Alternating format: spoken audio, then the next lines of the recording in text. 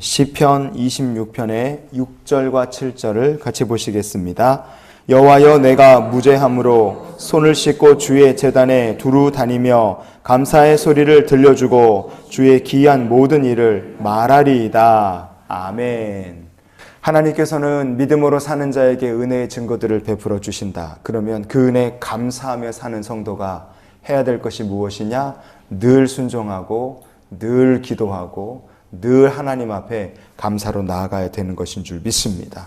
그것을 다윗은 손을 씻고 주의 제단에 두루 다니며 라는 말 가운데 자기의 신앙을 하나님 앞에 고백합니다. 하나님께서 백성들에게 성막과 그리고 제사에 사용할 물건을 광야에서 만들라고 하셨어요. 출애굽기 40장 말씀해 보면 물두멍이라는 게 있습니다.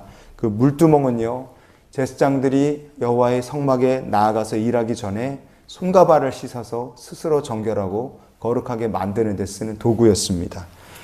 근데 그거는 레위인들 그리고 제사장들이 쓰는 물건이지 다윗과 같이 유다 지파의 사람들이 쓰는 건 아니에요. 그런데 다윗은 내가 손을 씻고 그리고 뭐라고 얘기를 하냐면 주의 제단에 들어가서 주의 제단에 뭐라고 합니까? 두루 다니며 이렇게 얘기를 합니다. 그 언약궤에서 두루 돌아다닐 게 뭐가 있습니까? 이 표현은 내가 제사장들처럼 손을 싹 씻고 여호와의 전에 들어가서 제사장들이 그러는 것처럼 마치 대제사장으로 된 것처럼 이렇게 막 다 다니면서 주의를 하겠다 그런 의미로 우리가 해석할 부분이 아니라 다른 식으로 우리가 이것을 해석해 볼 여지가 있습니다.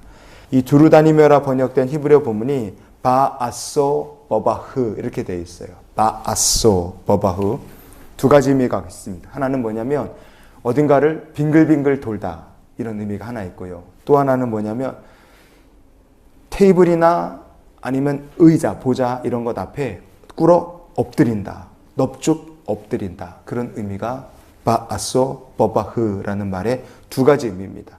어딘가를 놓고 뱅글뱅글 돈다 아니면 무엇 앞에 꿇어 엎드린다, 완전히 납작 엎드린다 이런 뜻이에요. 시편 26편을 기록했을 때 다윗이라는 사람이 처했던 형편, 친구도 없고 지지해주는 사람도 없고 사람들에게 오해받고 다윗은 참 힘든 상황이었을 겁니다. 여전히 다윗의 생명을 노리는 원수들이 가득했을 거예요. 그런 상황에서 다윗이 마음 편하게 하나님의 성소로 나아가서 예배할 수 있었을까? 현실적으로 어렵죠. 다윗의 삶에는 현실적으로 많은 문제들이 있었기 때문에 마치 거대한 여리고 성벽이 그 앞에 있는 것처럼 참 힘든 상황이었을 겁니다. 그러나 예배자는 여리고처럼 거대한 문제를 만난다 할지라도 어떻게 하는 사람들입니까? 이스라엘 백성들이 여리고를 만나게 됐을 때 하나님께서 그들에게 여리고를 무너뜨리는 방법으로 말씀하신 게 뭡니까? 하루에 한 번씩 엿새 동안 돌고 마지막 날은 7번 하나님 말씀에 순종해서 여리고를 돌게 하셨어요. 여호수아 6장 20절에 보면 이에 백성은 외치고 제사장들은 나팔을 불매 백성이 나팔 소리를 들을 때 크게 소리 질러 외치니 성벽이 무너져 내린지라. 아멘. 하나님 말씀에 순종하여 여리고를 돌았다 해서 이게 무너져 내릴 일이겠습니까? 그럼에도 불구하고 하나님 역사하실 때 말씀에 순종할 때 여러분 여리고가 무너지는 역사가 나타났습니다.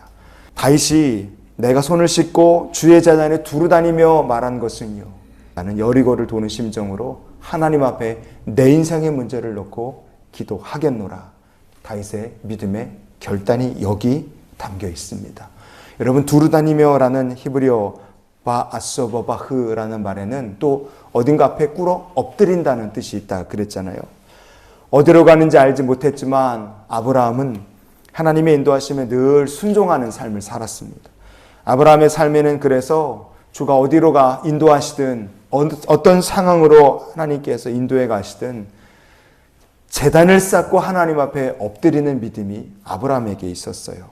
내 앞에 여리고 같은 문제를 만나고 어디로 가야 할지 모르는 광야 같은 상황에 내가 놓였다 할지라도 믿음의 사람 예배자들은 어떻게 합니까? 하나님 앞에 말씀에 순종하여 여리고를 도는 것처럼 순종하며 기도하고 제단을 쌓고 엎드리는 것처럼 기도하는 사람들인 줄 믿습니다.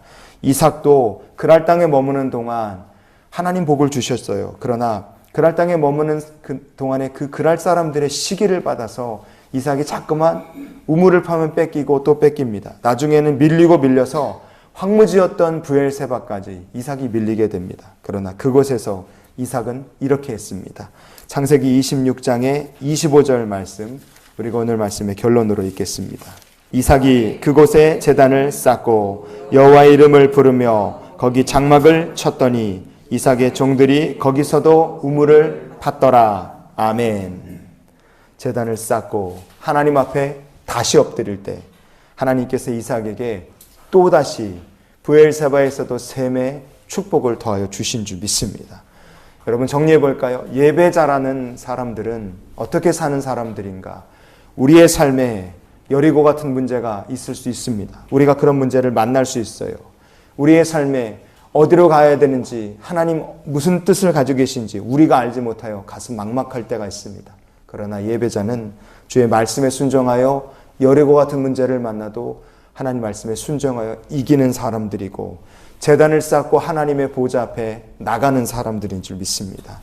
오늘 우리가 어떻게 살면 좋을까요? 하나님 기뻐하실까?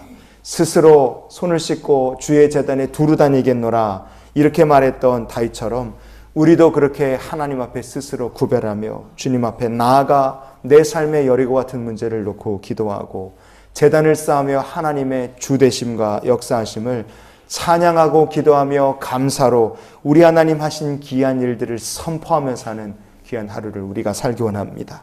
그래서 우리가 이런 기도로 오늘을 살았으면 좋겠어요. 하나님, 오늘도 주께 순종하고 주 앞에 엎드리며 살게 하여 주시옵소서. 여리고 같은 문제를 만난다 할지라도 우리의 삶에 어디로 인도하시는지 알지 못하고 광야길에 내몰렸다 할지라도 여러분 우리 하나님 앞에 늘 항상 엎드려 감사하고 하나님 앞에 기도하는 성도가 되기 원합니다. 그때 하나님 우리의 삶 속에 우리의 여리고가 무너지게 하시고 우리의 광야 같은 인생에 브엘세바의 축복의 샘이 터지는 역사를 우리의 삶에다 도와여 주실 줄 믿습니다.